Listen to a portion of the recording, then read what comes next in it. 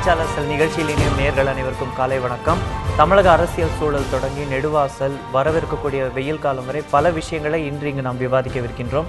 நிகழ்ச்சியில் நம்முடைய அரசியல் விமர்சகர் திரு பெருமாள் மணி இணைகிறார். வணக்கம். அதற்கு முன்பு விவாதத்துக்குள் செல்வதற்கு முன்பு இன்றைய தினம் ஸ்டேட் போர்ட் +2 தேர்வுகள் ஆரம்பிக்கின்றன. அனைத்து மாணவ மாணவிகளுக்கும் எங்களுடைய வாழ்த்துக்களை தெரிவித்துக் கொள்கிறோம். நம்ம முதல்ல எடுத்து பேச வேண்டிய விஷயம் பார்த்தீங்கன்னா, இன்னைக்கு 15வது நாள் நெடுவாசல் அங்கே இருக்கக்கூடிய போராட்டத்துக்கு. இந்த போராட்ட குழு சம்மந்தப்பட்டவங்க எல்லாம் நேற்று தினம் முதல்வரை சந்திக்கிறாங்க. முதல்வரும் அரசு தரப்புலேருந்து வந்திருக்கக்கூடிய வெளியீடு பார்த்தீங்க அப்படின்னா, முதல்வர் தமிழக அரசு எக்காரணத்து கொண்டும் இந்த திட்டத்துக்கு அனுமதி வழங்காது அப்படிங்கிற ஒரு வாக்குறுதியை கொடுத்துருக்காருங்கிறத பார்க்குறோம். ஸோ இதுக்கப்புறமும் இந்த போராட்டம் தொடரும் பார்க்குறோமா? இந்த போராட்டத்துக்கு அடுத்த கட்டம் என்னவா இருக்கும் நம்ம எதிர்பார்க்கிறோம்? இப்போ நேற்று முதலமைச்சர் ஐயா அவர்களை சந்தித்த அந்த குழுவினர் நெடுவாசல் கிராமத்து குழுவினர் எங்கள் ஊருக்கு போயிட்டு நாங்கள் முதலமைச்சர் சொன்ன விஷயங்களை போராட்டக்காரர்களோட பேசிட்டு அதற்கு பிறகு நாங்கள் எங்களுடைய முடிவுகளை அறிவிக்கிறோம் அப்படின்னு சொல்லியிருக்காங்க. ஆனால் எனக்கு இந்த போராட்டங்களில் ரொம்ப ஆச்சரியமாக இருக்கிற ஒரு விஷயம் என்னென்னு பார்த்தீங்கன்னா, அது இப்போ ஜல்லிக்கட்டில் கலந்துக்கிட்ட பல பேர் இப்போது நெடுவாசல் போராட்டங்கள்லேயும் இருக்கிறாங்க. இப்போ முன்னெல்லாம் கூடங்குளம் மாதிரியான போராட்டங்கள் பல நாட்கள் வருடங்களுக்கு கூட போகும்போது அந்த கூடங்குளம் சார்ந்து இயங்கியவங்க, அந்த துறை சார்ந்த ஒரு 4-5 பேர் அந்த போராட்டத்தை வழி நடத்தினாங்க. ஆனால் இப்போ பார்த்திங்கன்னா எல்லாருமே இப்போ சுபோதயகுமார் அங்கே இருக்கிறாரு, கார்த்திகேய சிவசேனாதிபதி இருக்காரு, மன்சூர் அலிகான் போறாரு, பேரறிவாளனோட அந்த கிராமப்புற மக்கள் மட்டும் இல்லாம பக்கத்து கிராமங்கள் நகர்ப்புறங்கள்ல இருந்து இங்க போய் அங்க பங்கெடுக்கிற மாணவர்கள் போராடுறது. ஆனால் எனக்கு இது ஒரு நல்ல ட்ரெண்டாக தெரியல. தமிழ்நாட்டில் நாம் தொடர்ந்து பார்த்தோம் அப்படின்னா, இப்போ நான் ஒரு 20-30 வருட அரசியலை அனுமானிக்கிற பொழுது ஒரு விஷயம்னா, அந்த துறை சார்ந்தவங்க இப்போ முல்லை பெரியாறு காவிரி அப்படின்னா அதனால் பாதிப்படையக்கூடியவங்க அதற்கான போராட்ட களத்தில் இருப்பாங்க. ஆனால் இப்போ தனியாகவே ஒரு பிரீடு ஒன்று உருவாகுறாங்க.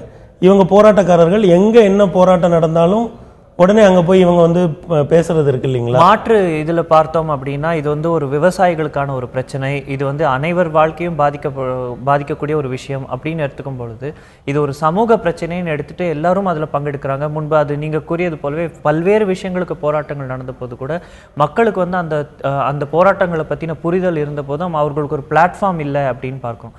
இன்று அந்த பிளாட்ஃபார்ம் அவைலபிளாக இருக்கிறதுனால எல்லாரும் போராட்டத்தில் இறங்குறாங்கன்னு பார்க்குறோமா? இல்லை, அப்படி விடக்கூடாது. அரசாங்கம் இது போன்ற இப்போ ஒரு குரூப் ஆஃப் போராட்டக்காரர்கள் அப்படின்னு சொல்லி உருவாவாங்களா? அவங்க ஒவ்வொரு இடத்துக்கும் இதை நிச்சயமாக அனுமதிக்கக்கூடாது. ஏன்னா இது என்ன ஆகுதுன்னா, இவ்வளவு நாள் தமிழ்நாட்டில் இப்படி போராட்டங்கள் இவ்வளவு நீண்டு இருந்தாலுமே கூட அது சட்ட போராட்டமாக மாற்றப்பட்டு அதற்கான தீர்வுகளை நோக்கி நாம் நகர்ந்திருக்கோம். இப்போ நீங்கள் 2 விஷயம் நேற்று நடக்குது. ஒன்று, முதலமைச்சரை போராட்டக்காரர்கள் குழு சந்திக்கிறாங்க.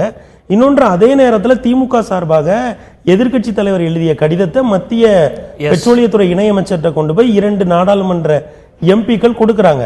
அப்போ அவருமே என்ன சொல்றாரு அப்படின்னா, மக்களினுடைய ஆதரவு இந்த திட்டத்துக்கு இல்லைன்னா செயல்படுத்த மாட்டோம்னு சொல்றதை மட்டும் இல்லை, மாநில அரசுமே இந்த திட்டத்துக்கு இன்னமும் அனுமதி கொடுக்கல. அப்படி அனுமதி கொடுக்காத பட்சத்தில் இந்த திட்டத்தை தொடங்குவதே சாத்தியம் இல்லை அப்படிங்கிற ஒரு விஷயத்த சொல்றாரு. அப்ப நமக்கு சட்டப்பூர்வமான வழிமுறைகள் இருக்கும் பொழுது இது போன்ற கள போராட்டங்களை நம்ம தொடர்ந்து ஊக்குவிப்பதற்குல்ல. அது இவ்வளவு நாட்களும் தமிழ் மண்ணில் இப்போ ஒரு 30-40 வருடங்களா இவ்வளவு பெரிய அளவில் இந்த மாதிரி போராட்டங்கள் இருந்ததில்லை. இல்ல, மீண்டும் அங்க எழக்கூடிய கேள்விகள் என்னவா இருக்கும்னு பார்த்தீங்கன்னா, இது ஒரு ஜனநாயகம், இதுல மக்கள் பங்களிப்பு, மக்களுடைய பங்கெடுப்பு பெருசா இருக்கணும் தான் எதிர்பார்க்கிறோம்.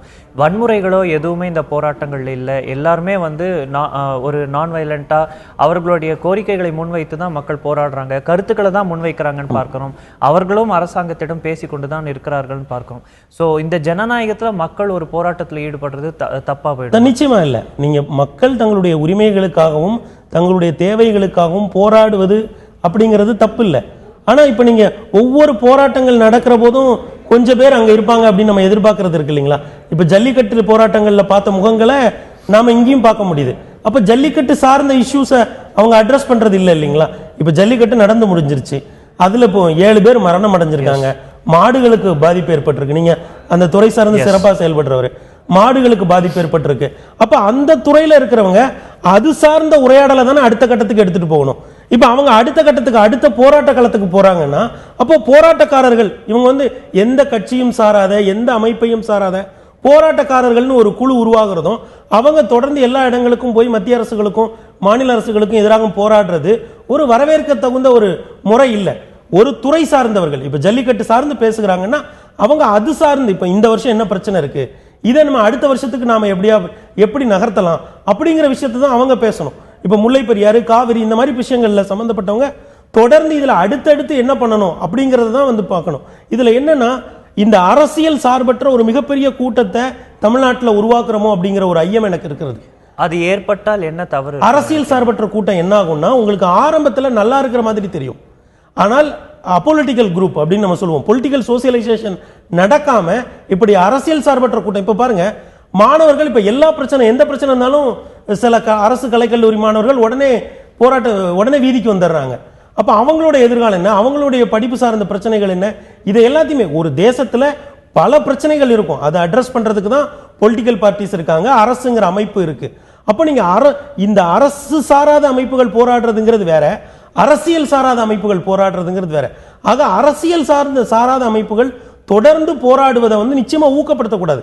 இது இன்றைக்கு வந்து நமக்கு நல்லா இருக்கிற மாதிரி தோணலாம், ஆனால் ஆட்சி அதிகாரம் அரசியல் கட்சிகள் இதில் இருக்கிறவங்க வந்து இதை உன்னிப்பா கவனிக்கணும். இதற்கு தங்களை எப்படி மாற்றுப்படுத்தணும், ஒரு அரசியல் அமைப்பாக போராடுவது என்பது ஒரு ஜனநாயகத்தை வலுப்படுத்தும். ஆக்சுவலி நம்ம பார்க்குறோம், இந்த ஜல்லிக்கட்டு ப்ரொட்டஸ்ட்டுக்கு அப்புறமே வந்து பலர் வந்து சோஷியல் குரூப்ல இருந்து அரசியலில் களம் காணவதற்கு தயாரானாங்கன்னு பார்க்குறோம். சில கட்சிகளும் உருவாகி இருக்கிறதெல்லாம் நம்ம செய்திகளில் வரதை பார்க்குறோம்.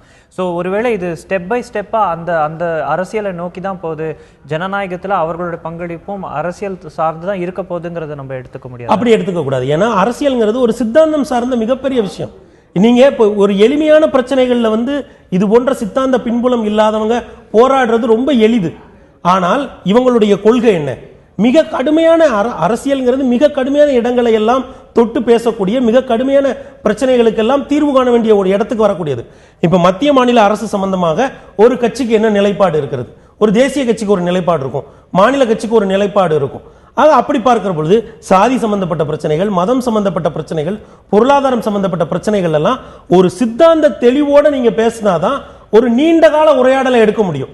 ஒரு இஷ்யூவை எடுத்துட்டு அந்த இஷ்யூல போயிட்டு போராடுவேன் அப்படின்னு குதிக்கிறது, அதுக்காக கொஞ்சம் மீம்ஸ் போடுறது அப்படிலாம் இருக்குது இல்லைங்களா, அது வந்து எல்லா போராட்டங்களையுமே வலுவிளக்க செஞ்சிடும். ஆனா நம்ம இதை ஒரு இன்னொரு சைட்ல இருந்து யோசிச்சு பேசினோம் அப்படின்னு பார்த்தீங்கன்னா, இருக்கக்கூடிய பொலிட்டிக்கல் செட்டப்ல அது எந்த கட்சியாக வேணா இருக்கலாம், அந்த கட்சிகள் மீது ஒரு நம்பிக்கை இல்லாத தன்மை வந்து பொதுமக்களிடையே இருக்கோ, அதனாலதான் வந்து இத்தனை பேர் போராட்டத்தில் கலந்துக்கிறாங்களோ போன்ற கருத்துக்கள் வரதையும் பார்க்கிறோம். இது வந்து அரசியல் கட்சிகள் அவர்களே ரீஇன்வென்ட் பண்ணிக்கிறதுக்கு ஒரு ஆப்பர்ச்சுனிட்டியா கூட இருக்கலாம் இல்லையா? அதுதான் நான் சொல்றேன், நீங்க சரியான இடத்தை சொல்றீங்க. அரசியல் கட்சிகள் தங்களை ரீஇன்வென்ட் பண்ண வேண்டிய இடத்துக்கு இந்த போராட்டங்கள் அவர்களை காட்டுது. அவங்க ரீஇன்வென்ட் பண்ணதுக்கு தவறுனாங்க அப்படின்னா அது நிச்சயமா அவர்களுக்கு பெரிய பாதிப்பை தான் உண்டாக்கும். அப்ப இது ஜனநாயகத்தை வலுக்குற ஒரு அதுதான் நான் சொல்றேன், அரசியல் கட்சிகள் பார்வையில் அவங்க ரீஇன்வென்ட் பண்ணணும். ஆனால் ஒரு சித்தாந்த தெளிவு இல்லாமல் நீங்க போய் ஒரு போராட்ட களத்துல இவ்வளவு மக்கள் கூடுவது இருக்கு இல்லைங்களா, அப்படி கூடி உட்காருகிற பொழுது அது வேறு சில பாதிப்புகளை உண்டாக்கிறோம்.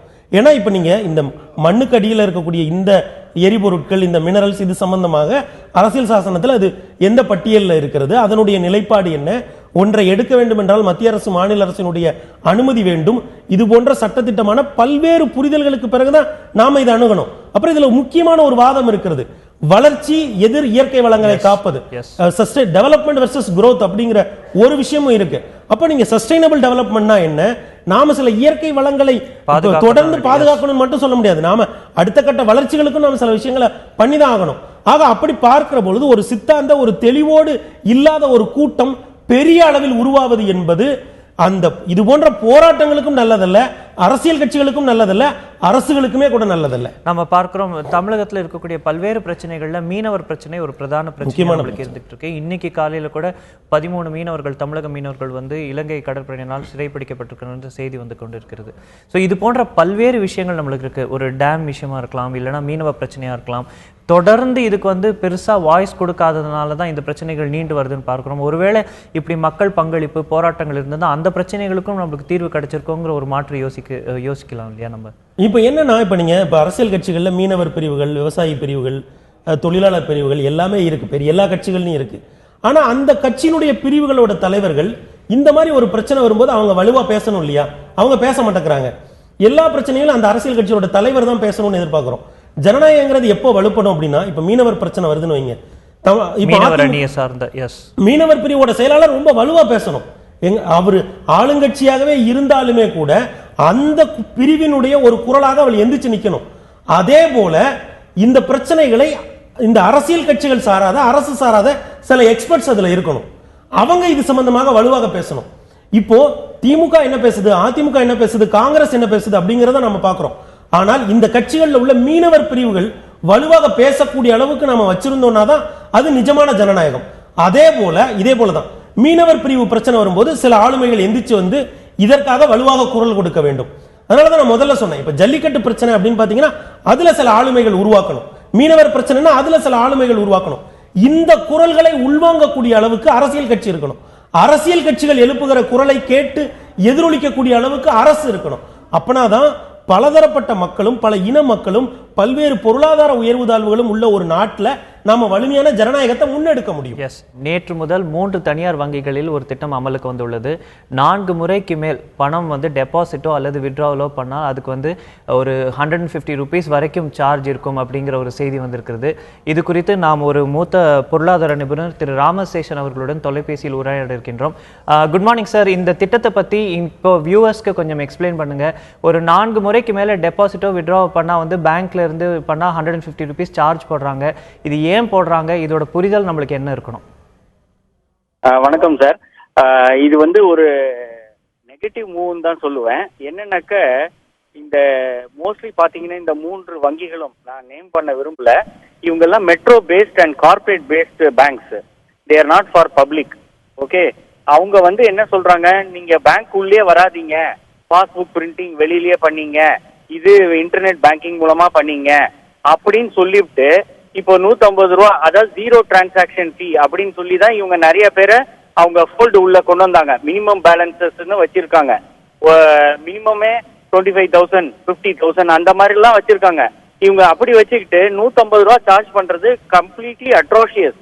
என்னன்னாக்க இவங்க பேங்க்குங்கிறது ஒரு பேசிக் ஃபங்க்ஷனை மறந்துடுறாங்க.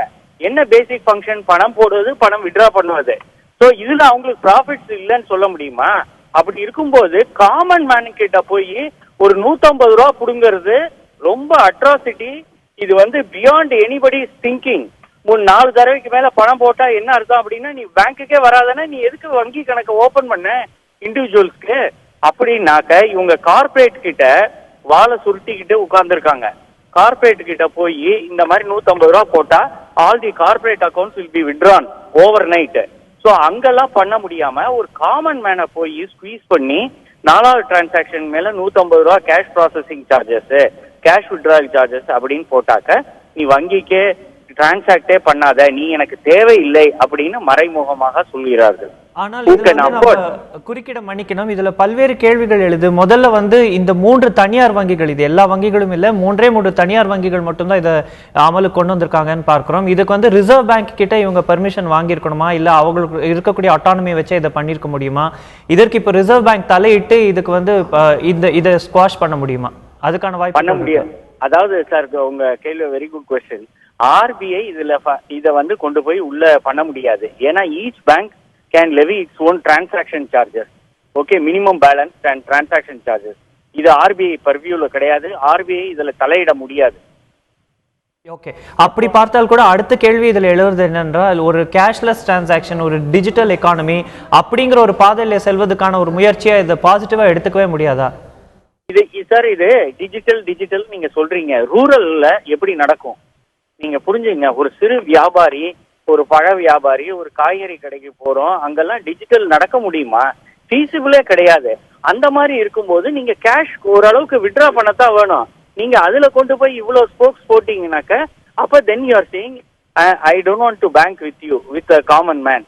நீ who can afford only can come to me. அந்த மாதிரி ஒரு டிசிஷன் எடுத்திருக்கீங்க. ஸோ இது வந்து டிஜிட்டலைசேஷனுக்கும் இதுக்கும் சம்பந்தம் இல்லை. நீங்க டிஜிட்டல் வழியாக அடுத்த மூவ் அவங்க என்ன பண்ணுவாங்க, டிஜிட்டல் வழியாக 10 டிரான்சாக்ஷன் மேல பண்ணா நாங்க 200 ரூபா போடுவோம் பாங்க. அப்ப என்ன பண்ண போறோம்? எஸ், இதுல இன்னொரு பெரிய கேள்வி எழுவதே என்னவென்றால், இப்போ வந்து பிளாக் மணி இல்ல பெரிய அளவுக்கு கேஷ் டிரான்சாக்ஷன் எல்லாம் குறைக்கணும் அப்படிங்கிற முயற்சிகள் நடக்கும்போது 4 முறைக்கு மேல் நான் வங்கிக்கு சென்று பணம், அதுவும் இந்த 3 தனியார் வங்கிகள்ல பணம் எடுக்கவோ டெபாசிட் செய்யவோ ஒரு ஃபீ இருக்கு அப்படிங்கிறப்போ இன்னும் வந்து மக்கள் வந்து பணத்தை ஸ்டாக் பண்ணுறதுக்கு தானே வாய்ப்புகள் அதிகம்னு பார்க்குறோம் இல்லையா? இன்னும் கேஷை வந்து பதுக்கிறதுக்கான வாய்ப்புகள் அதிகமாயிடுங்கிறதையும் பார்க்குறோம் இல்லையா? ஆமா, இன்டைரக்டா அதுதான் நடக்கும். இப்ப நீங்க வந்து 20,000 மேல டெபாசிட் பண்ணக்கூடாது, 50,000 மேல டெபாசிட் பண்ணக்கூடாதுன்னா அவன் என்ன பண்ணுவான், 45,000 2 நாளா பிரேக் பண்ணி போடுவான். இதெல்லாம் வழிமுறைகள் to deviate the transaction.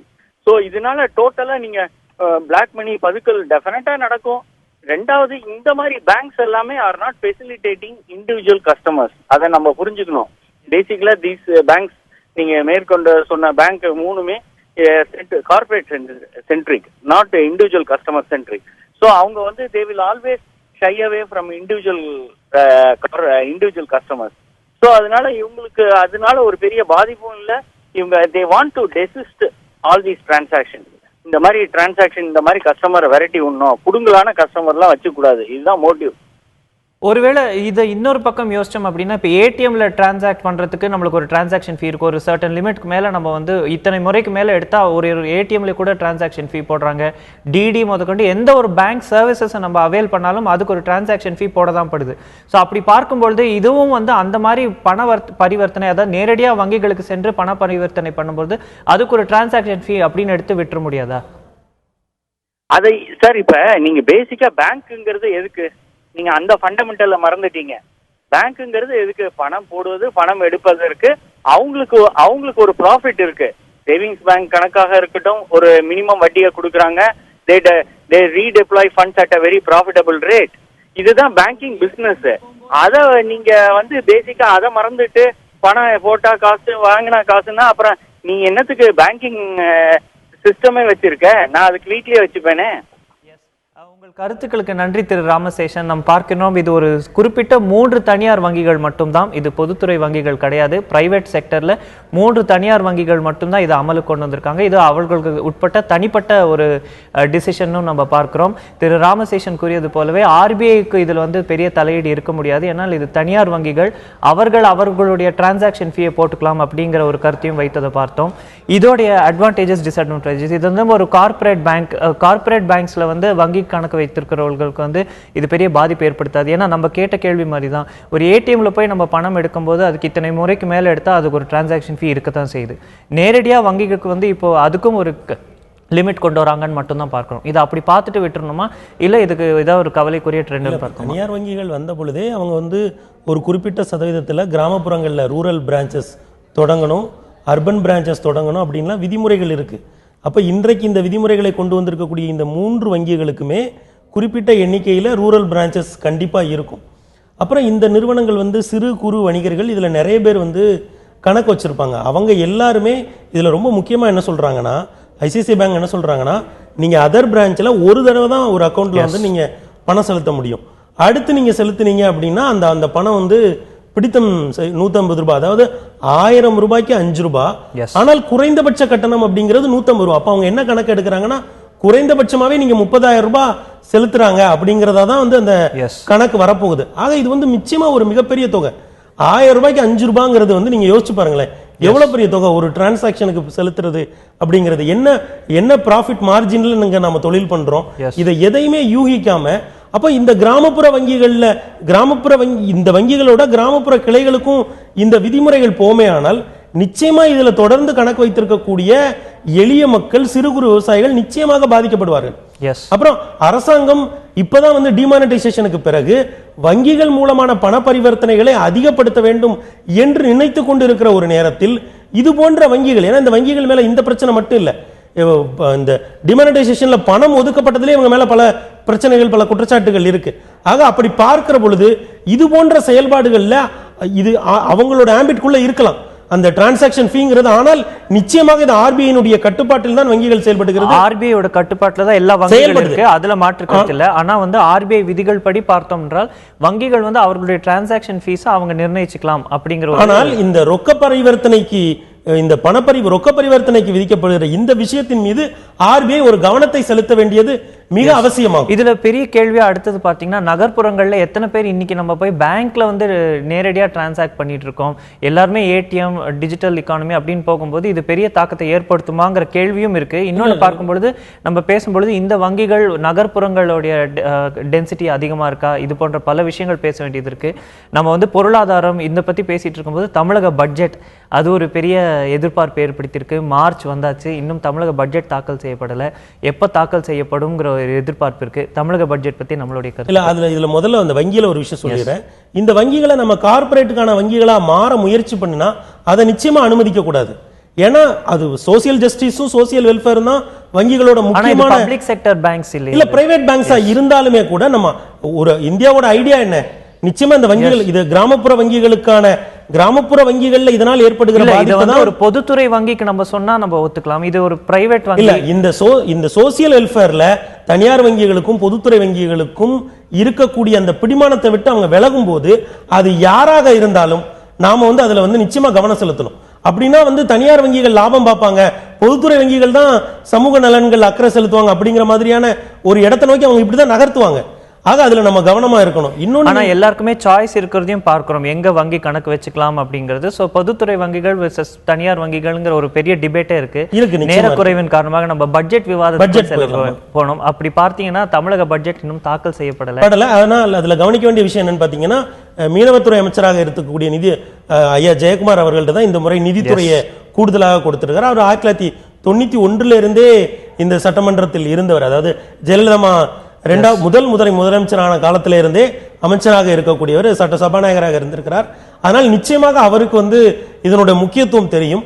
Budget தயாரிப்புக்கான வேலைகள்ல நிச்சயமா அதிகாரிகள் ஈடுபடுத்துவாங்கிறத விட இப்போ ஒரு பெரிய கட்டாயமே இருக்கு. ஏன்னா பல்வேறு எக்ஸ்சேக்கர்ல இருந்து வர வேண்டிய பேமெண்ட்ஸ்ல இருந்து எல்லாமே வந்து முடங்கிடும்ன்றத பார்க்கிறோம். சோ தமிழக பட்ஜெட் வரவிருக்கக்கூடிய சில நாட்கள், அதாவது 31க்கு முன்னால் அது தாக்கல் செய்யப்பட வேண்டும். இந்த நிதியாண்டு முடிவதற்கு முன்னால் தாக்கல் செய்யப்பட வேண்டும்.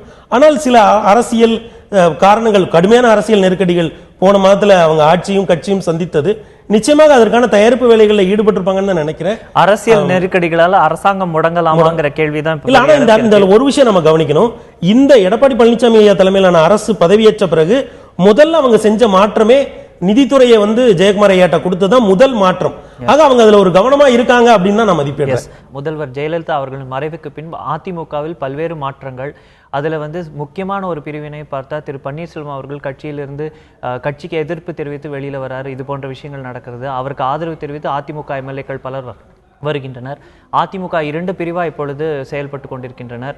இதுல பிரிந்து வந்த 11 எம்எல்ஏக்கள் நீக்கப்படுவார்கள் என்ற செய்திகள் வந்து கொண்டிருக்கிறது. அதுக்கான முயற்சிகள் எடுக்கப்படுகின்றது என்ற செய்திகளும் வந்து கொண்டிருக்கிறது. இது குறித்து அமைச்சர் திரு திண்டுக்கல் சீனிவாசன் கூறிய கருத்துக்களை பார்த்துவிட்டு விவாதத்துக்குள் செல்வோம். 11 எம்எல்ஏக்கள் மாற்றி ஓட்டு போடுறாங்களே, அவங்க மேலே நடவடிக்கைகள் இருக்கு. அடுத்த கட்டமாக ஏதாவது எடுக்க சொல்லி சொல்லியிருக்காங்களா? அது தொடர்பான நடவடிக்கை எடுக்கிறதுக்கு வாய்ப்பு இருக்கு. தகவல்கள் எல்லாமே தொடர்ந்து வரும். அப்போ பார்த்துக்கலாம்.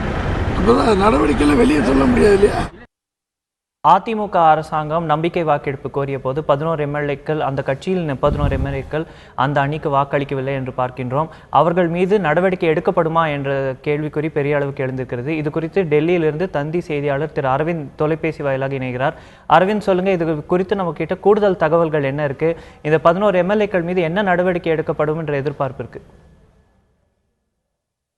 சொன்னது போல பிப்ரவரி 18ஆம் தேதி திரு பழனிசாமி அவர்கள் தரப்பில் நடத்தப்பட்ட நம்பிக்கை வாக்கெடுப்பில் கொறடா உத்தரவை மீறி இந்த 11 எம்எல்ஏக்கள், அதாவது பன்னீர்செல்வம் தரப்பில் உள்ள ஆதரவு 11 எம்எல்ஏக்கள் கொறடா உத்தரவை மீறி செயல்பட்டதாக கூறி இந்த 11 எம்எல்ஏக்கள் மீது நடவடிக்கை எடுக்க தயாராகி இருக்கிறது அதிமுக தலைமை. இது தொடர்பாக இந்த 11 பேரையும் தகுதி நீக்கம், அதாவது டிஸ்குவாலிஃபை பண்ண முடியுமா, அதாவது கட்சி தாவல் ஆன்டி டிஃபெக்ஷன் சட்டத்தின் மூலம் இந்த 11 எம்எல்ஏக்களையும் டிஸ்குவாலிஃபை பண்ண முடியுமா, தகுதி நீக்கம் செய்ய முடியுமா என்பது தொடர்பான ஒரு லீகல் ஒப்பீனியனை உச்சநீதிமன்றத்தின் மூத்த வழக்கறிஞர் கே வேணுகோபாலிடம் கேட்டிருக்கிறது அதிமுக தலைமை. இதற்கு கே வேணுகோபால் தரப்பில் இந்த 11 எம்எல்ஏக்களையும், அதாவது கொறடா உத்தரவு, அதிமுகவின் கொறடாவான ராஜேந்திரன் உத்தரவை மீறி இவர்கள் செயல்பட்டதாக கூறி இந்த 11 எம்எல்ஏக்களையும் தகுதி நீக்கம் செய்யலாம், அதற்கான சட்டத்தில் இடம் இருக்கிறது என்பது தொடர்பான ஒரு பாசிட்டிவ் ரெஸ்பான்ஸ், அதாவது இவர்கள் கேட்டதற்கான உரிய பதிலை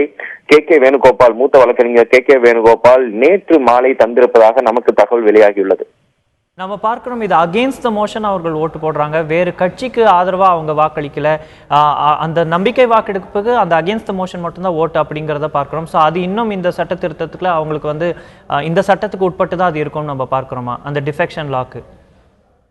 நாம அது தொடர்பாக தான் பார்த்தோம். பட் விப்போட ஆர்டர், கொறடாவின் உத்தரவு என்ன என்பதை பொறுத்து தான் இருக்கு. ஒரு கட்சியிலிருந்து இன்னொரு கட்சிக்கு தாவுனாதான் ஆன்டி டிஃபெக்ஷன் லா வந்து எஃபெக்ட்ல வருமாங்கிறது கிடையாது. பட் கொறடா உத்தரவை மீறி செயல்பட்டாவே ஆன்டி டிஃபெக்ஷனோட அந்த இதுக்குள்ளதான் வந்துருவாங்க, அந்த ஆம்பிட்டுக்குள்ள வந்துருவாங்க என்பதுதான் சட்ட வல்லுநர்களோட கருத்தா இருக்கு. அதன்படி இந்த 11 பேரும் கொறடா உத்தரவை மீறி செயல்பட்டதாகத்தான் கருதுவார்கள் என்பதுதான் இது லீகல் சட்ட வல்லுநர்களின் கருத்தா இருக்கு. இது தொடர்பாக நம்ம இந்த 11 தரப்பு எம்எல்ஏக்களிடம் உங்களுக்கு விப்போட ஆர்டர், அதாவது கொறடா உத்தரவு உங்களுக்கு கிடைக்க பெற்றதா என்பது குறித்து கேட்டபோது ஒரு சிலர் வந்து எங்களுக்கு கொறடா உத்தரவு வந்துச்சு, பட் நாங்க அதை ஏற்க மறுத்துட்டோம். ஏனென்றா எங்களுக்குன்னு ஒரு தனி கொறடா செம்மலையை நாங்க இது நியமிச்சிருந்தோம், அவரோட உத்தரவை தான் நாங்க பெற்றுக்கொண்டு செயல்பட்டோங்கிறாங்க. சோ கொறடா உத்தரவு எங்களுக்கும் கொடுக்கப்பட்டிருந்தது, ஆனால் இவர்கள் அந்த உத்தரவை வாங்க மறுத்து வைத்தனர். 2 பேர் ஓ பன்னீர்செல்வம் மற்றும் மாஃபாய் பாண்டியராஜன் இருவருக்கு மட்டுமே அந்த கொறடா உத்தரவு அனுப்பப்படவில்லை என அங்கூருள்ள தகவல், அதாவது அதிமுக சசிகலா தரப்பு தகவல்கள் நமக்கு தெரிவிக்கின்றன. எனவே கொறடா உத்தரவை மீறி செயல்பட்டார்கள் என்பதுதான் இவர்கள் மீது உள்ள குற்றச்சாட்டு. அதன் அடிப்படையில் தான் இந்த 11 பேரும் அந்த உத்தரவுக்கு மீறி செயல்பட்டாலே இவர்கள் ஆன்டி டிஃபெக்ஷன், அதாவது கட்சி தாவல் தடை சட்டத்திற்குள்ளே வருவார்கள் என்பது சட்ட வல்லுநர்களின் கருத்தாகவும் உள்ளது. இப்போ நம்ம அதுதான் அடுத்த கட்ட கேள்வியாகவும் இருக்கு. நம்ம பார்க்கிறோம் கொறடா யார் என்ற ஒரு குழப்பமே இவர்கள் 2 ஃபேக்ஷன்ஸ்க்கும் இருக்கோ அப்படிங்கிற ஒரு செய்தி, அந்த ஒரு குழப்பம் இருக்கு. அது தவிர பார்க்கிறோம் எலெக்ஷன் கமிஷன் கிட்டையும் 2 தரப்பும் போயிருக்காங்கிறதையும் பார்க்கிறோம். திரு பன்னீர்செல்வம், திரு மஃபாய் பாண்டியராஜன் அவர்கள் கட்சியிலிருந்து நீக்கப்பட்டிருக்கிறார்கள். ஸோ அவங்களோட டிஸ்குவாலிஃபிகேஷன், இது போன்ற பல்வேறு கேள்விகளும் குழப்பங்களும் இன்னும் நீடித்து தான் இருக்கு இல்லையா இதுல? ஆமா, இதுல நீங்க சொன்ன மாதிரி இதுல யாரு கொறடாங்கிறதே ஒரு கேள்வியா இருந்துச்சு. பட் ஆனால் ஸ்பீக்கர் வந்து இந்த 11 பேர்த்தையும் ஒரு தனி அணியா அவர் வந்து ரெகக்னைஸ் பண்ணல. சோ தனி அணியா ரெகக்னைஸ் பண்ணாதான், ஒரு செப்பரேட் ஃபேக்ஷனை ரெகக்னைஸ் பண்ணாதான் அந்த அவங்களும் ஒரு கொறடாங்கிற ஒருத்தரை கொண்டு வர முடியும். சோ ஸ்பீக்கர் இவங்களை தனி ஃபேக்ஷனா ரெகக்னைஸ் பண்ணாத போது இவங்க அதிமுகவோட ஒரு ரிபலா கூட நம்ம எடுத்துக்கலாமே தவிர ஆனா தனி ஃபேக்ஷன் கிடையாது. சோ கொறடா வந்து தற்போதைய நிலைமையில இது சசிகலா தரப்பு ராஜேந்திரன் தான் கொறடாவா செயல்பட்டு வருகிறார். செம்மலையா தனி ஃபேக்ஷனாவா இவங்க ரெகக்னைஸ் பண்ணல. அதன் மூலம் செம்மலை கொறடாவாக அவங்க இது சபாநாயகர் ஏற்றுக்கொள்ள இல்லை. இது ஒரு பாயிண்ட்.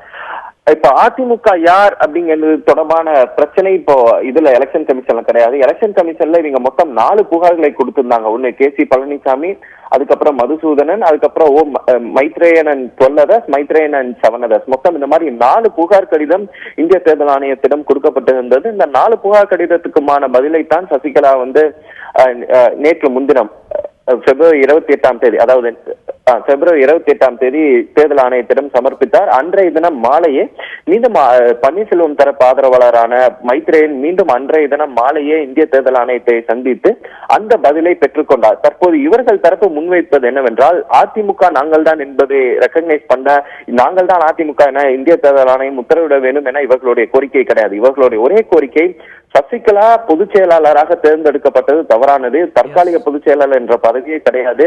எனவே அதற்கு பிறகு சசிகலா, அதாவது டிசம்பர் சசிகலா தேர்ந்தெடுக்கப்பட்டதை தொடர்ந்து அவர் எடுத்த அனைத்து நியமனங்களும் முடிவுகளும் நீக்கங்களும் அனைத்துமே ரத்து செய்ய வேண்டும் என்பதுதான் ஒரு மனுவாக உள்ளது. 2வது மனுவாகத்தான் இவர்கள் அதிமுகவின் தலைமை செயலத்தை அவர்கள் செயல்படுத்துவதில் முழுக்க வேண்டும் கோரிக்கைகள் உள்ளன. எனவே அது தேர்தல் ஆணையம் விரைவில் 2 தரப்பையும் ஒன்றாக அழைத்து அவர்களுடைய வாதத்தை கேட்பார்கள் என இங்குள்ள தகவல்கள் தெரிவிக்கின்றன. அதுவரை யார் அதிமுக, நாங்கள் தான் அதிமுக, இவர்கள் தான் அதிமுக என்பதை யாரும் உரிமை கொண்டாட முடியாது என்றால் தேர்தல் ஆணையம் இன்னும் அது தொடர்பான எந்த ஒரு முடிவையும் எடுக்கவில்லை. அதிமுகவில் ஏற்பட்டிருக்கக்கூடிய இந்த குழப்பத்துக்கு டெல்லியில ஒரு தீர்வு கிடைக்கும் எலெக்ஷன் கமிஷன். அது மட்டும் இல்லாமல் அந்த 11 எம்எல்ஏக்கள் குறித்து என்ன முடிவுகள் எடுக்கப்பட போகுதுங்கிறதும் டெல்லிக்கு ஆக்ஷன் மாதிரி இருக்கிறதையும் நம்ம பார்க்கிறோம். நன்றி அரவிந்த், நீங்க தொலைபேசி வாயிலா வந்து இந்த செய்திகளை கொடுத்ததுக்கு. ரொம்ப சுருக்கமா நம்ம விவாதிக்க வேண்டியது பார்த்தீங்கன்னா இந்த 11 எம்எல்ஏக்களை டிஸ்குவாலிஃபை பண்ணுறதுக்கான சான்சஸ் என்ன பண்ணா அது அதிமுகங்கிற அந்த கட்சிக்கு, அந்த கட்சியோட பலத்துக்கு எந்த அளவுக்கு ஒரு சாதகமா பாதகமா போகும்னு பார்க்கிறோம். இல்லை, நம்பிக்கை கோரும் தீர்மானமே, ஒரு முதலமைச்சர் வந்து நம்பிக்கை கோரும் தீர்மானம் அப்படிங்கிறதே ஆளுநர் எடுத்த முடிவை உறுதிப்படுத்துவதற்காக தான். இந்த நம்பிக்கை கோரும் தீர்மானங்கிறதே எஸ்ஆர் பொம்மை எதிர் யூனியன் ஆஃப் இந்தியா வழக்கினுடைய தீர்ப்பின் அடிப்படையில் வந்தது தான். ஆக இந்த விஷயத்தை பொறுத்தளவில் சபாநாயகருடைய முடிவுதான் மிக மிக இறுதியானது. என்னுடைய புரிதலுக்கு உட்பட்டு கட்சித்தாவல் தடை சட்டத்தின்படி இவர்களை தகுதி நீக்கம் செய்து எம்எல்ஏக்களாக தகுதி நீக்கம் செய்து அறிவிக்க முடியுமா சபாநாயகர் என்பது நிச்சயமாக ஐயத்திற்குரியது தான். அதே நேரத்தில் இன்றைக்கு இருக்கக்கூடிய அரசியல் சூழ்நிலைகளை கவனத்தில் எடுத்து பார்க்கிற பொழுதும் ஒரு 11 எம்எல்ஏக்களை தகுதி நீக்கம் செய்துவிட்டு திரும்ப களத்திற்கு சென்று ஒரு தேர்தலை சந்திக்கக்கூடிய நிலையில் அனைத்து இந்திய அண்ணா திராவிட முன்னேற்ற கழகம் இருக்கிறதா என்பதையும் நாம் சேர்த்து பார்க்க வேண்டியதாக இருக்கிறது. ஆக இந்த விஷயத்தில் நிச்சயமாக அவசரப்பட்டு ஒரு முடிவை எடுப்பதற்கு அவர்கள் முனைய மாட்டார்கள் என்றே நான் மதிப்பிடுகிறேன். நாம் பார்க்கின்றோம் 11 எம்எல்ஏக்கள் மீது எந்த விதமான நடவடிக்கை அதிமுக எடுக்கும், யார் அதிமுக என்ற கேள்வியை இன்னும் தீர்த்து வைக்கப்படவில்லை என்ற ஒரு குழப்பமும் இருக்கிறது பார்க்கிறோம். திருமதி சசிகலா அணி ஒன்றும் திரு ஓ பன்னீர்செல்வம் அணி ஒன்றும் ஒருவருக்கு சட்டசபையில் பலம் இருப்பதையும் நாம் பார்த்து கொண்டிருக்கின்றோம். தேர்தல் கமிஷன் உட்பட பலதரப்பட்ட வகையில் இதில் வந்து ஒரு தீர்வு காணுவதற்கான முயற்சிகளை மேற்கொண்டுள்ளன என்று பார்த்து கொண்டிருக்கிறோம். ரேஷன் கடைகளில் வந்து பருப்பும் பாமாயிலும் இல்லாதது இப்போ ஒரு பெரிய பிரச்சனையாக தலையெடுத்து வரதை பார்க்குறோம். இன்னும் வந்து கொள்முதலுக்கு டெண்டரே விடப்படலை அப்படிங்கிற செய்திகள் வரதையும் பார்க்குறோம். பல்வேறு இடங்களில் மக்கள் வந்து இதுக்கு பெரிய அவதிக்குள்ளாக்கப்பட்டிருக்காங்கிற செய்தியும் வருது. ஸோ இதை நம்ம எப்படி எடுத்துக்கிறோம்? இது அரசாங்கத்தோட கவனம் முதல்ல இதில் பெரிய அளவுக்கு இருக்கணுங்கிறதையும் பார்க்குறோம் இல்லையா? இதில் 2 விஷயத்தை நம்ம பார்க்க வேண்டியிருக்கோம். ஒன்று, பொது விநியோக திட்டத்தை இந்தியாவிலேயே சிறப்பாக செயல்படுத்தக்கூடிய மாநிலங்களில் தமிழகம் ஒன்று, தமிழகம், சத்தீஸ்கர் போன்ற மாநிலங்கள் இதை சிறப்பாக செயல்படுத்தி வருவதாக பல்வேறு அரசு சாராத அமைப்புகள் ஆய்வறிக்கையே கூட அதை பாராட்டி. ஆனால் இந்த நேரத்தில் வந்து சாந்தகுமார் தலைமையில் ஒரு கமிட்டி இந்த பொது விநியோக திட்டத்தை எந்த மாதிரி மாற்றத்துக்கு கொண்டு வரலாம் அப்படிங்கிற அடிப்படையில் ஒரு கமிட்டியை அரசு நியமிக்கிறாங்க. அந்த கமிட்டியோட அறிக்கை என்ன சொல்கிறாங்க அப்படின்னா, நீங்கள் ஏன் பொருளாக கொடுக்குறீங்க? ஒரு 52 நகரங்கள் சொல்கிறாங்க. சில குறிப்பிட்ட எண்ணிக்கைகளுக்கு அதிகமான எண்ணிக்கையில் இருக்கக்கூடிய ரேஷன் கார்டுகள் இருக்கக்கூடிய இந்த நகரங்களை தேர்ந்தெடுத்து நீங்கள் டைரக்ட் டிரான்ஸ்ஃபர் பண்ணிடுங்க, வங்கி கணக்குகளுக்கு பணமாக கொடுத்துருங்க அப்படின்னு சொல்கிறாங்க. நிச்சயமாக வந்து அது ஒரு ஏற்புடையதா அப்படின்னா தெரியல. ஏன்னா நேரடியாக உணவுப் பொருளாக கொடுக்கறது ஒரு வறிய நிலைமையில் இருக்கிறவனுக்கு அது உணவாக போய் சேரும். ஆனால் அதை பணமாக கொடுப்பது என்பதை அவர்கள் எதற்கு பயன்படுத்துவார்கள்? அந்த மாதிரியான பல்வேறு விதமான கேள்விகள் இருக்குது. ஆனால் இந்த விஷயத்தில் நீங்கள் வந்து பார்த்தீங்கன்னா, இந்த பொது விநியோக திட்டத்திலே வந்து சிறப்பு பொது விநியோக திட்டம்னா 2007ஆம் ஆண்டு ஏப்ரல் மாதம் தமிழக அரசு ஒன்று கொண்டு வருகிறது. அப்போ தான் வந்து முதல்ல வந்து இந்த பாமாயில் பருப்பு வகைகள், பாமாயில் போன்ற இந்த கூடுதலான அரிசி சர்க்கரை தவிர்த்து கூடுதலான விஷயங்களை முதல்ல சென்னையில் கொடுக்குறாங்க. அப்புறம் மே மாதத்திலிருந்து தமிழகம் முழுவதும் வந்து அவங்க வந்து விநியோகிக்கிறாங்க. இந்த ஆண்டு வந்து 1100 கோடி ரூபாய் வரைக்கும் அதற்கான ஒதுக்கீடு இருக்குது. ஏறக்குறைய தமிழ்நாட்டில் ஒரு 2 கோடிக்கு ஒரு 34,686 ரேஷன் கடைகள் இருக்குது. ஒரு 2,30,00,000 ரேஷன் அட்டைதாரர்கள் இருக்கிற இந்த சூழ்நிலையில் இந்த பருப்புக்கும் பாமாயிலுக்குமான டெண்டரே இந்த ஆண்டு இன்னமும் விடப்படவில்லை அப்படிங்கிறது ரொம்ப ஆச்சரியம். ஏன்னா நேற்று முதல் தேதி வந்து சில ஊர்களில் இந்த மாதிரியான பொருட்களை வாங்குவதற்காக போன மக்கள் வந்து இந்த பொருட்கள் இல்லாத நிச்சயமா அதிருப்தி அடையதான். இது வந்து ரொம்ப பேஸ் எலிமெண்ட்ஸ் தேவைப்படுறதுன்னு பார்க்கிறோம். மக்கள் வந்து அதிகமா கன்சியூம் பண்ற சில விஷயங்களாகவும் இது பார்க்கிறோம். ஸோ இதுவும் வந்து இங்கே இப்போ இருக்கக்கூடிய ஒரு சூழ்நிலையில, இப்போ இருக்கக்கூடிய அசாதாரண சூழ்நிலையில இதுவும் ஒரு வருத்தத்துக்குரிய விஷயமா தான் நம்ம பார்க்கிறோம். நிச்சயமாக. ஏன்னா நீங்க ஒரு 1ஆம் தேதி நீங்க ரேஷன் கடைக்கு போறீங்க, பொருட்கள் இல்லை அப்படின்னு சொல்றது வந்து ஒரு மிகுந்த வருத்தத்துக்கும் கவலை அளிக்கக்கூடிய விஷயம் இல்லையா? ஏன்னா இந்த திட்டங்களை நாம் இன்னமும் சிறப்பாக செயல்படுத்த வேண்டிய ஒரு சூழல்ல தான் நாம இருக்கிறோம். ஏன்னா அரிசி பருப்புகளினுடைய விலை வந்து கடந்த 2-3 வருடங்கள்ல மிக பெரிதாக உயர்ந்து இருக்கிறது. இப்போ டிமானிட்டைசேஷனுக்கு பிறகு அதுல ஒரு சிறிய அளவுல ஒரு சிறு விலை இறக்கம் இருக்கிறதையும் நாம இதுல மறுக்க முடியாது. ஆனால் இந்த உணவு பாதுகாப்பு சட்டம் இப்ப மத்திய அரசு கொண்டு வந்த பிறகு அரிசிக்கும் சர்க்கரைக்குமான மானியங்கள் வெகுவாக குறைக்கப்படுகிறது. இப்ப தமிழக அரசு வந்து இலவசமாக கொடுக்கக்கூடிய அந்த அரிசிக்கே வந்து கூடுதலாக அரசு சில 1000 கோடிகள், ஏறக்கூடிய 2500 கோடி வரைக்குமே வந்து நாம கூடுதலாக செலவழிக்க வேண்டிய ஒரு நிலை இருக்கிறது. அப்படி பார்க்கிற பொழுது இந்த பருப்பு, செறிவூட்டப்பட்ட எண்ணெய்கள் போன்றவை வந்து ரேஷன் கடைகள்ல கிடைக்காததை அரசு உடனடியாக கவனத்துல கொண்டு அதற்கான தீர்வுகள் என்ன அப்படிங்கறத நோக்கி உடனடியாக மக்களை நேரடியா பாதிக்கக்கூடிய ஒரு விஷயம் பார்க்கிறோம். ஸோ இது அரசாங்கம் உடனடியா நடவடிக்கை எடுப்பாங்கிற நம்பிக்கையும் வைத்துதான் நம்ம அடுத்த விவாதத்துக்குள்ள செல்ல போறோம். அது என்னன்னு பார்த்தீங்கன்னா வறட்சி, அணைகளில் வந்து நீர்மட்டம் பெரிய அளவுக்கு குறைஞ்சிருக்கு. இதை தாண்டி வந்திருக்கக்கூடிய இன்னொரு செய்தி பார்த்தீங்கன்னா, இந்த கோடை காலம் வந்து ரொம்ப கடுமையாக இருக்கும், வெப்பநிலை வந்து ரொம்ப ஜாஸ்தியாக இருக்கும், டெம்பரேச்சர்ஸ் ரொம்ப ரெக்கார்ட் ஹைக்கு போகும் அப்படிங்கிற செய்திகள் வரதை பார்க்குறோம். மழை பொய்த்த தமிழகத்தில் ஒரு வெயிலின் தாக்கம் அதிகமாக இருக்குங்கிற செய்தியை கொஞ்சம் வந்து ஒரு பெரிய தாக்கத்தை தான் ஏற்படுத்தும் பார்க்கணும். நிச்சயமா. ஏன்னா இந்த துறையில் நீங்கள் ஒரு மிகப்பெரிய விற்பனர். அது மட்டும் இல்லை, இதில் தொடர்ந்து நீங்கள் பல்வேறு செயல்பாடுகளையும் வார வாரம் எடுத்துட்டு வரீங்க. அப்போ இந்த உணரக்கூடிய வெப்பம் அப்படின்னு சொல்லுவாங்க இல்லைங்களா, Yes. feels like. அந்த டெம்பரேச்சர் என்னவாக இருக்கு அப்படின்னு பார்க்கும்போது ஒரு நகரங்கள்ல பட்டியல் போடும்போது விசாகப்பட்டினத்துல தான் நாம உணரக்கூடிய வெப்பம் அதிகமாகவும் அதற்கு அடுத்து சென்னையில உணரக்கூடிய வெப்பம் அதிகமாகவும் இருக்கும் அப்படிங்கிறாங்க. இது கடந்த ஒரு 1901 எடுக்கக்கூடிய டேட்டா இருக்கும்போதே அதுலேயே வந்து 0.96 செல்சியஸ்ல இருந்து 1.36 செல்சியஸ் வந்து அதிகமாக இருப்பதையும் நாம பார்க்க முடிகிறது. Yes. இன்னொன்று இந்த வார்தா புயலால வந்து மரங்கள் பெரிய அளவுல ஏறக்குறைய 1/3 பங்கு மரங்கள் வந்து 1/3 பங்கு மரங்கள் வந்து விழுந்துவிட்ட இந்த காரணத்தினால நிச்சயமாக சென்னையினுடைய பசுமை ஆதாரமும் பெரிய அளவுல குறைந்திருக்கு.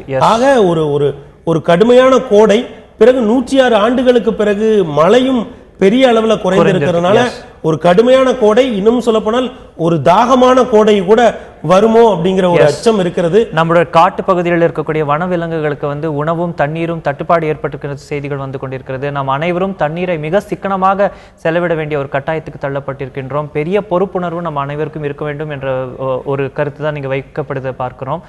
நாம் இன்றைய தினம் தமிழக அரசியல் தொடங்கி வறட்சி வரை பல்வேறு முக்கிய விஷயங்களை இங்கு விவாதித்திருக்கிறோம். நிகழ்ச்சியில் கலந்து கொண்டு அவர் கருத்துக்களை பகிர்ந்து கொண்டு திரு பெருமான்மணி அவர்கள் இந்த சூழல்ல வந்து இது போன்ற உங்கள் போன்ற செயல்பாட்டாளர்களை இது ஒரு வாய்ப்பா பயன்படுத்தி நான் பாராட்டுறேன். ஏன்னா இயற்கை சார்ந்து உங்களை போன்றவர்களுடைய செயல்பாடு தொடர்ந்து அரசும் கவனத்தில் எடுத்துக்கொள்ள வேண்டும்.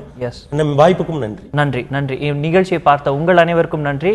இன்றைய நாள் பொழுதுல நடக்கக்கூடிய பல்வேறு முக்கிய விஷயங்களை நாளை இதே செய்தியாளர்களை விரிவாக விவாதிப்போம். தொடர்ந்து இணைந்திருங்கள். நன்றி, வணக்கம்.